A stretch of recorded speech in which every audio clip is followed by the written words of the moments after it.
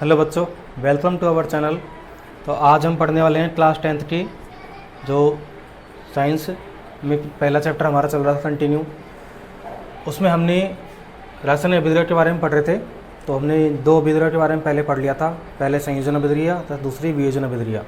उसी तरह हम आगे चलते हैं और आज हम दो मुख्य रूप से जो अभिक्रिया दे रखी है उनके बारे में जानते हैं। पहली है ऊष्मक्षेपी अभिक्रिया एवं सेकंड है ऊष्माशोषी अभिक्रिया। पहली जो अभिक्रिया है ऊष्माक्षेपी अभिक्रिया, उसकी परिभाषा हम देखें तो ऐसी रासायनिक अभिक्रिया जिसमें ऊष्मा का उत्सर्जन होता है, अर्थात उत्पाद के साथ साथ ऊष्मा का निर्माण होता है, ऊष्माक्षेपी अभिक्रिया कहलाती है। रासायनिक अभिक्रिया के फलस्वरूप हम जानते हैं कि कोई भी अभिकारक है वो मिलकर के और उत्पाद निर्माण करते हैं, अर्थात उत्पाद यहाँ पर जब बनेगा तो साथ साथ उसमें एनर्जी भी, अर्थात हीट, कुछ भी हम जैसे बोल सकते हैं हीट ओनली, हीट ऊष्मा या फिर ऊष्मा ऊर्जा या ऊर्जा कह सकते हैं, तो वह उसका भी निर्माण होता है, वह भी उत्सर्जित होती है। तो क्या जाना आज हमने कि कोई ऐसी रासायनिक अभिक्रिया जिसमें उत्पाद निर्माण के साथ साथ ऊष्मा का भी उत्सर्जन होता है, ऊष्माक्षेपी अभिक्रिया कहलाती है।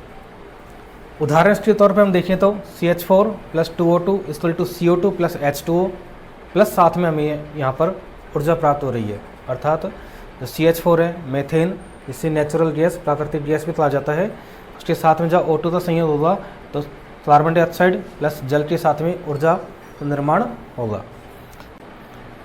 तो इसी तरह में हम एक दूसरा उदाहरण यहाँ देखें C6H12O6, जो कि ग्लूकोज का सूत्र होता है और उसका ऑक्सीजन के साथ संयोग हो रहा है, तो यहाँ पर कार्बन डाइऑक्साइड प्लस जल के साथ में ऊर्जा निर्माण हो रहा है।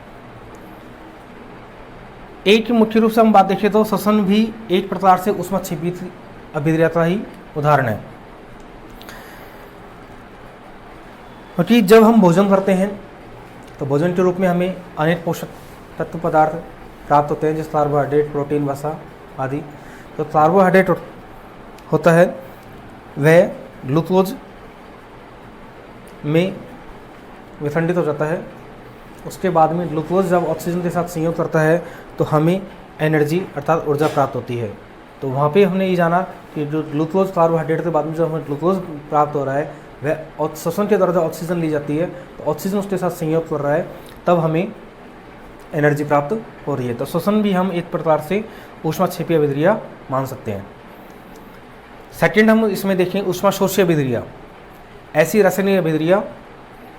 ऐसी रासायनिक अभिक्रिया जिसमें ऊष्मा अर्थात ऊर्जा का अवशोषण होता है, ऊष्माशोषी अभिक्रिया कहलाती है। यानी कि कोई भी अभिकारक है, उत्पाद निर्माण हो रहा है, तो वहाँ पर हमें ऊष्मा जरूरत पड़ेगी। यहाँ ऊष्मा को हम प्लस के साथ भी लिख सकते हैं, अर्थात या फिर कई बार यहाँ पर भी ऊपर दर्शा दिया जाता है, तो उसमें कोई समस्या वाली बात नहीं है। मेन चीज़ ये आ रही है कि ऊष्मा जो साथ में काम ली जा रही है उसका अवशोषित हो जाती है, अर्थात हमें अलग से प्राप्त नहीं होती है। जो हमें ऊष्मा है वो उसी में अवशोषण उसका हो जाएगा। इसका एग्जाम्पल तौर पर हम देखें तो N2 + O2 यानी नाइट्रोजन का ऑक्सीजन के साथ में संयोग हो रहा है, तब हम ऊष्मा ले रहे हैं, तो क्या प्राप्त हो रहा है, हमें 2NO प्राप्त हो रहा है। सेकेंड उदाहरण इसका हम देखें तो CaCO3, जिसको कैल्शियम कार्बोनेट कहा जाता है, ऊष्मा के द्वारा उसका दो भागों में विभाजित हो रहा है, calcium oxide plus carbon dioxide. यहाँ पर भी जो हमारी ऊर्जा काम ली गई उसका हमें कहीं से अलग से प्राप्त नहीं हुई है, वो यहीं पर अवशोषित हो गई है। तो ऊष्माशोषी अभिक्रिया में ऊष्मा का अवशोषण होता है और ऊष्माक्षेपी अभिक्रिया में ऊष्मा का उत्सर्जन होता है। मुख्य रूप से बात यहीं पर यही निकल के आ रही है कि ऊष्माक्षेपी अभिक्रिया में ऊष्मा का उत्सर्जन और यहाँ पर ऊष्मा का अवशोषण हो रहा है। ठीक है बच्चों, तो आज हमने ये जाना ऊष्माक्षेपी ऊष्माशोषी अभिक्रिया के बारे में। आगे आने वाली वीडियो में हम और अभिक्रियाओं के प्रकार के बारे में जानेंगे।